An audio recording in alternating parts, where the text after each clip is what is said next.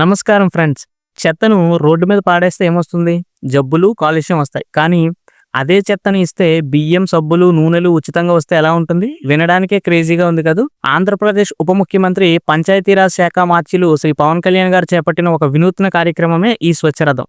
అసలు ఏమిటి ఈ స్కీమ్? దీనివల్ల ప్రజలకు ఎంత లాభం? ఈ వీడియోలో పూర్తి వివరాలు లెక్కలతో సహా తెలుసుకుందాం. వెల్కమ్ టు సమాచార్ మిత్ర. ఫ్రెండ్స్, సాధారణంగా మున్సిపాలిటీ బండి వస్తే మనం చెత్త వేసి పంపిస్తాం. కానీ ఈ స్వచ్ఛరథం కాన్సెప్టే వేరు. ఇది వేస్ట్ టు వెల్త్ అనే పాలసీ మీద నడుస్తుంది. మీ ఇంట్లో ఉండే ప్లాస్టిక్, ఇనుము, పాత పుస్తకాలు, అట్టపెట్టెల వంటి పొడి చెత్తను బయట పారేయకుండా దాచిపెట్టి ఈ రథం వచ్చినప్పుడు వారికి ఇవ్వాలి. దానికి బదులుగా ప్రభుత్వం మీకు నిత్యావసర సరుకులను ఇస్తుంది. ఇది ఎలా పనిచేస్తుందంటే, గ్రామాల్లో ప్రత్యేకంగా డిజైన్ చేసిన స్వచ్ఛ రథాలు వస్తాయి. మీరు సేకరించిన పొడి చెత్తను వారికి ఇస్తే వారు దాన్ని తూకం వేస్తారు. ఆ చెత్త విలువ ఎంత ఉంటుందో లెక్కగట్టి దానికి సమానమైన విలువ గల వస్తువులను అక్కడికక్కడే మీకు ఇస్తారు. ఉదాహరణకు, మీరు ఇచ్చిన ప్లాస్టిక్ బాటిల్స్ విలువ రూ.